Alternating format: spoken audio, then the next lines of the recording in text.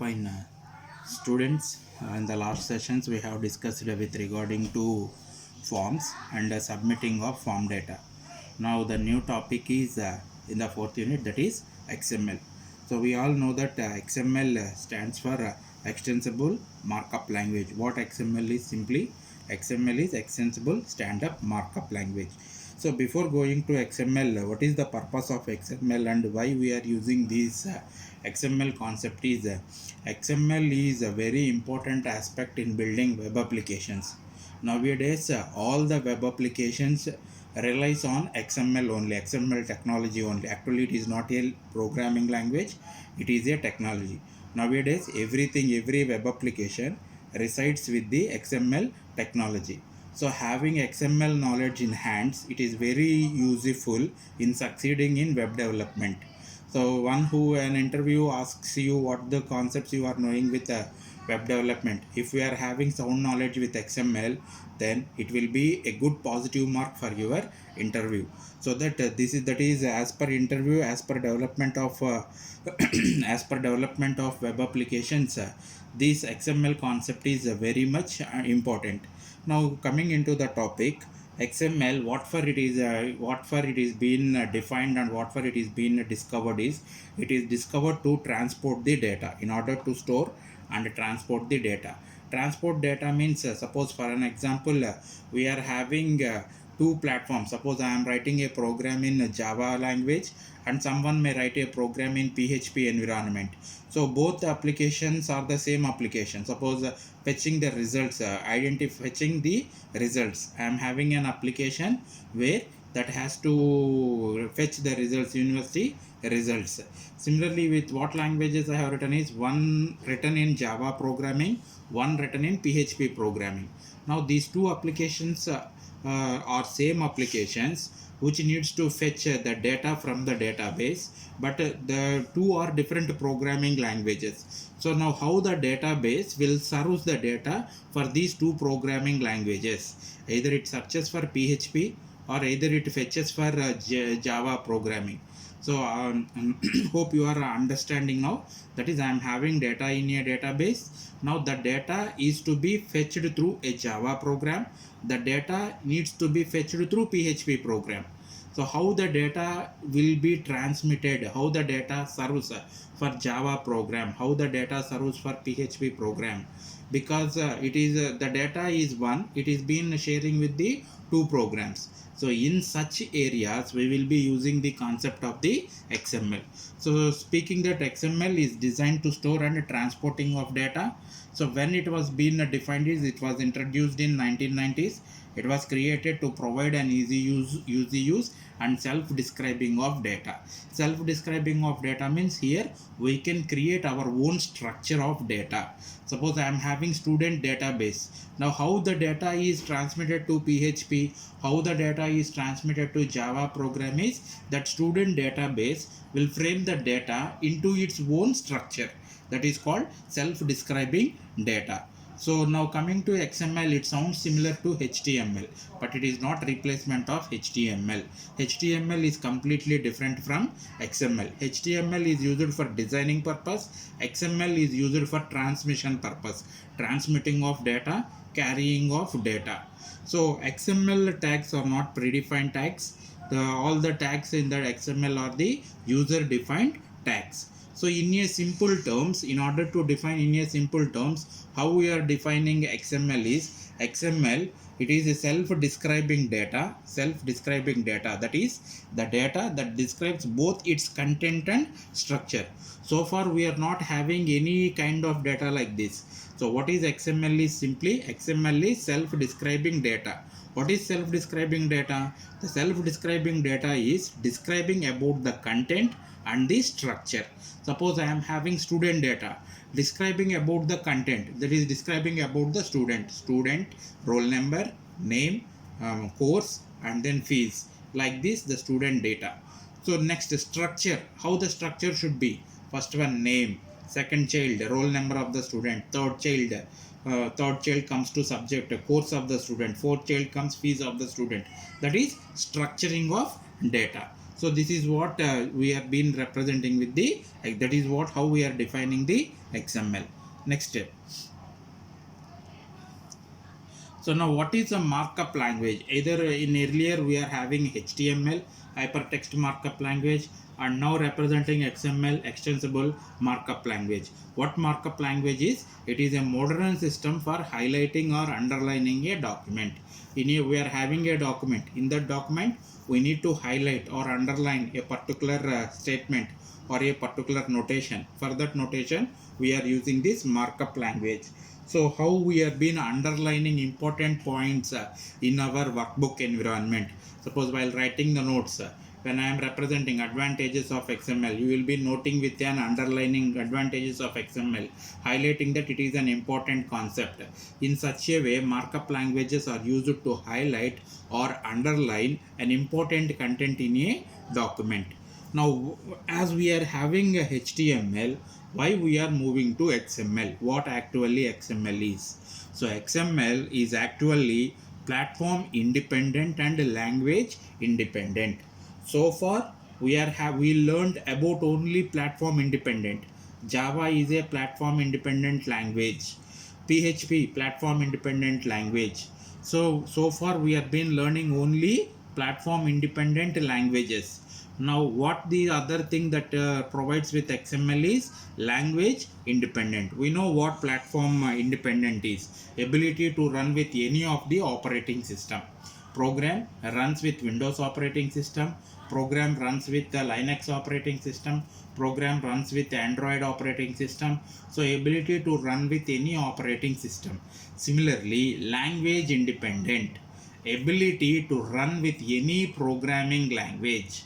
I am having data running with Java program, the same code executing with PHP program, the same data or the same code running with .NET environment. That is what? Language independent. I am having a piece of code, make that piece of code or make that piece of data executable or interpretable with all the programming environments. Student data, the same example I am taking, student data. I need to display student data in Java program. I need to display the student data with PHP program. I need to display the student data with the .NET environment. So in all the three cases, the student data is same. But how it transmits, how it is been executing is, that is what the language independent. Ability to take the code of one programming environment to another programming environment, taking the data of one environment to another environment. That is what language independent.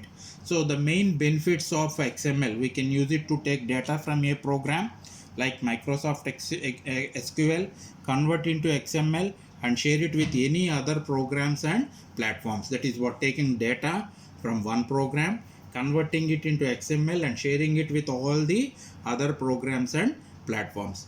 And what is the other major advantage is communication between two platforms. So far we have been representing platform independent, that is writing a program running with Windows environment, taking the same program, opening in Linux environment. But now what we need is, we need the support communication between two platforms, that is Windows platform, a program in Windows platform communicating with a program in Linux platform. So two different platforms. I am having a program running with Windows operating system. So what I need, what my application is, my application is sending the student details. Now I send the student details. Now you are having a Linux system.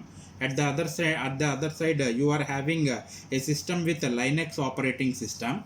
Now what you need is, you need to get the results, you need to get the details of the student.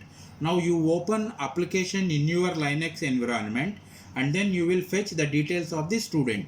As how I am been sending the details, that details will be stored in the database.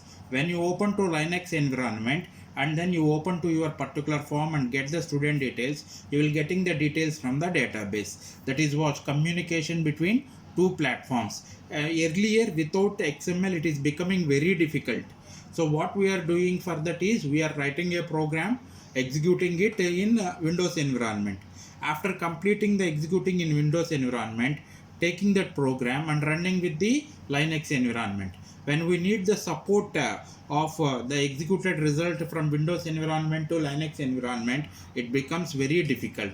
So for that we have been using different types of mechanisms called RMA mechanism or different types of mechanisms. So avoiding all those mechanisms, XML makes two different communication between two different platforms very easier. Okay, hope understanding. So what is the importance of XML and why we are using the XML? And next, the main thing which makes XML truly powerful is its international acceptance. XML is not using only with one particular web application. Through all the worldwide applications, XML is largely been using. Almost all the corporations, IT companies which have been developing in developing environment, all those will use these XML concepts. XML concepts for developing database environment programs, other any office applications or with Android applications. So for all kind of applications, now the XML becomes the major aspect in developing the web applications. Now coming to the futures. So every programming, every technology has its own futures. Every technology has its own features. Now coming to the features of XML, what the features we are having? XML separates data from HTML. XML simplifies data sharing. XML simplifies data transport. XML simplifies platform exchange. XML increase data availability. So XML is used to create new internet languages. These are the 6 features we are having. Now, what the 6 features? XML separates data from HTML. So, what it is if we need to display dynamic data, what we are doing is we are converting HTML to DHTML. We are editing HTML and then we will make changes to data and then we will make it as a dynamic HTML. That is what we are been doing with HTML. Now no need to do like that. Whenever we need to have a dynamic data, there is no need to open HTML, make changes and then save the HTML and then again coming back and executing HTML. No need that process. Now with the XML, what we can do is with the XML we can store the data in separate files such that whatever the change we need to that data, we will change only with that files. We are not moving to HTML. We will change the data is stored with a separate files. We will change the data with that separate files and then we will be using that data with the HTML program. In that way, XML separates data from HTML. So XML simplifies data sharing. As we said earlier, that is the transport of XML in the real world computer systems and databases contain data in incompatible formats. So that is what is database. Whatever the database, whatever the data we are having in the databases, that is not acceptable by all the systems. Suppose we are having an Excel, we are having a picture data, image file. I am having an image file. Now I need to copy that image file into Word environment. If I make a copy and paste in, that is if I made a copy and then open it with, suppose if I open that picture in Edit Plus environment, then what happens is I won't be able to get the picture. I am getting different symbols, different signatures. That is what incompatibility. That is what is incompatibility. So where different the data of that is the data belongs to one environment cannot be opened with the other environment. So such kind of difficulties are there. Now with the XML, those kind of difficulties are eliminated. Incompatible, earlier we are having the problem of incompatible formats. That is eliminated because XML data is plain text.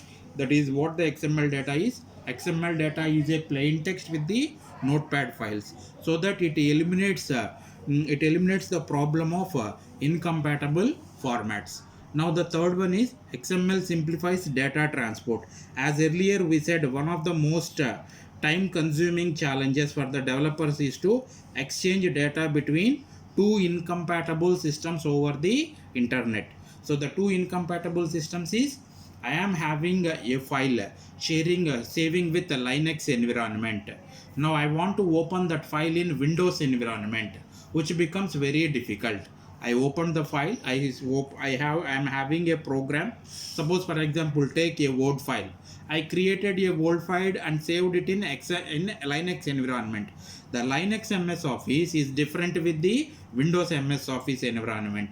I am not able to retrieve the location where actually it is saved. When I am been sharing that over the internet, when I am sharing a file from a Linux environment to Windows environment, which is of incompatible format, the Windows environment cannot open that file.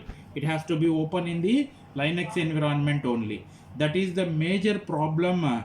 That is the major problem identified with the big corporations, because the lower level engineers are provided with Windows environments, higher level database managers are provided with the Linux environments.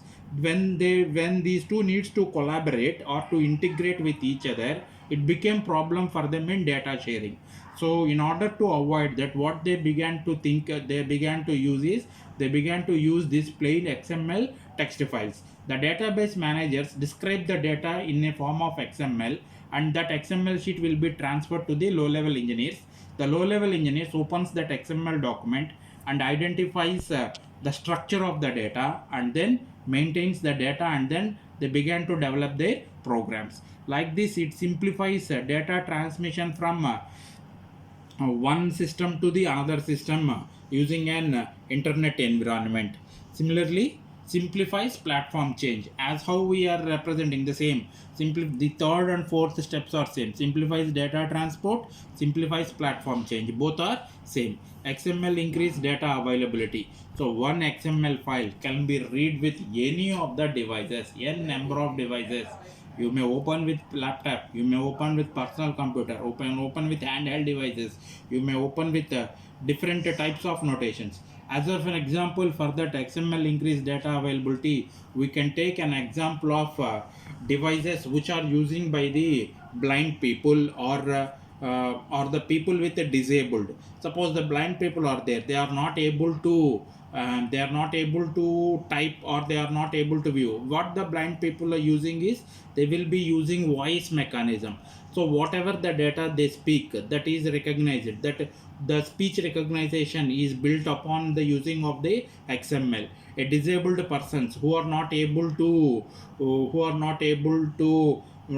or who are not able to hear, they can view this data with the help of the XML. It is data availability means making the availability on any of the devices, handheld devices like mobile phones, and in different medias where the disabled persons not able to handle the data, making the data easily accessible by them. That is the main role of the important. That is the main role of the XML. And then the other important thing is used to create new internet languages. New internet languages are nothing but different types of technologies. Creating style sheets in XML, creating WSDL, web services, the support of web services. What we have been talking in today's environment, the web development has changed to web services, Amazon web services, Microsoft Azure web services, and then cloud services. All these are built upon the XML. So that is the power of the XML. So as of an example, so with an example, this is how XML documents are being represented. XML with an version. See, this is a simple example represented here. XML, and this is the root element. Apart from the root elements, we will be having the child elements. So XML note is the root element. After to the root element, these are all the child elements. Root element, child, and then child, and then child, and then different notations we will be using. Suppose if I want to maintain student data, student is the root. Inside the student, what are the data will be? Those are called as the childs of the student. Roll number, writing roll number, class, in a section, like this we will be representing. That is how we are been making the XML. So what the XML related technologies, that is new internet technologies, XHTML, XDOM, style sheets, making of style sheets. These are all the XML new related technologies, new environments of XML. And then coming to the differences, of HTML and XML. So what the difference is? We can simply say, as of all these, whatever we said, the basics of XML now, those are all different with the HTML. So what HTML is? HTML is HTML hypertext markup language. XML అనగానే extensible markup language. That is the basic difference you will be writing. HTML hypertext markup language, XML extensible markup language. So what are the main differences? Observe. HTML, it is used for displaying data, and what it focuses on? It focuses on how data looks. That is fonts, colors, and then images. Those are all depending on the HTML. Whereas XML, it is not it is not dealing with the design of the page. It looks only transportation and storing of data. Software and hardware independent tool used to transport and store data. It focuses on what data is, whereas HTML focuses on how data looks. Suppose I am having student data. Student data ki colors, red color lo rava, red color, black color, blue color, or some image, ఇవన్నీ HTML. Structure, student structure లో ఏముండాలి? Roll number, section, that is all with XML. And HTML is a markup language.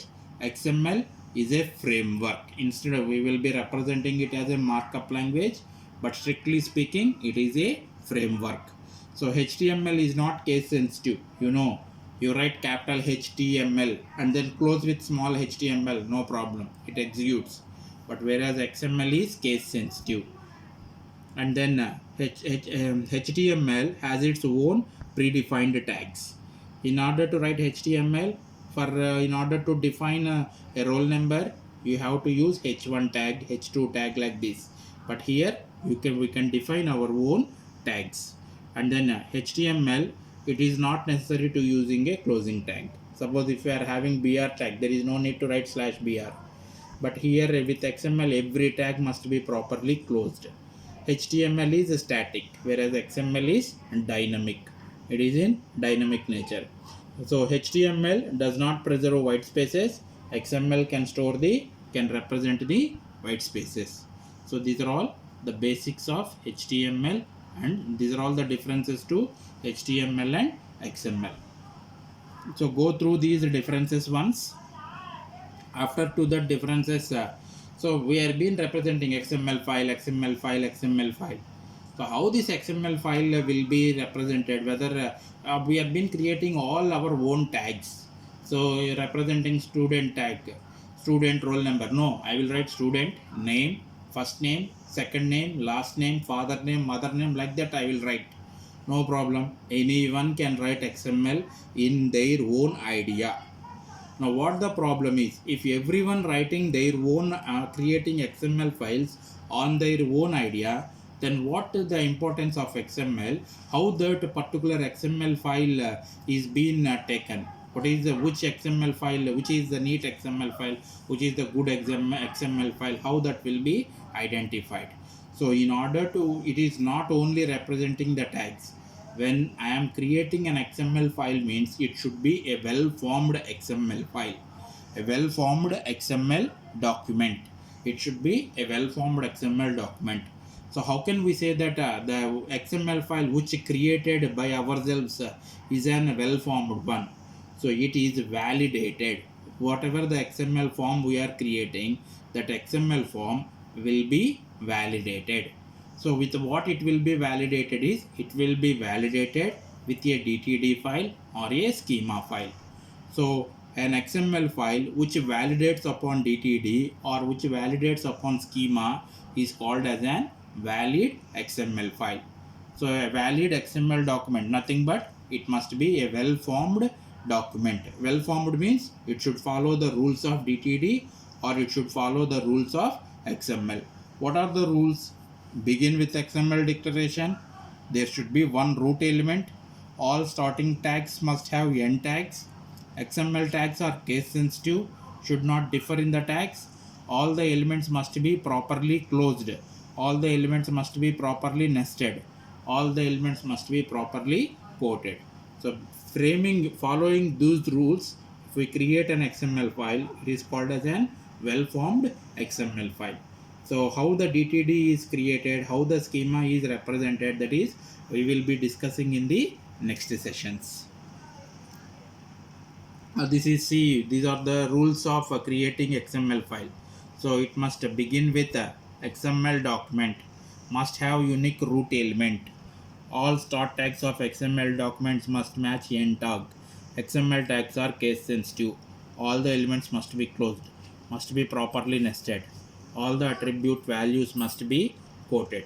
So these are the 8 principles or 8 rules that will be followed in creating an XML file. We have to follow these 8 rules and we have to create an XML file following these 8 rules.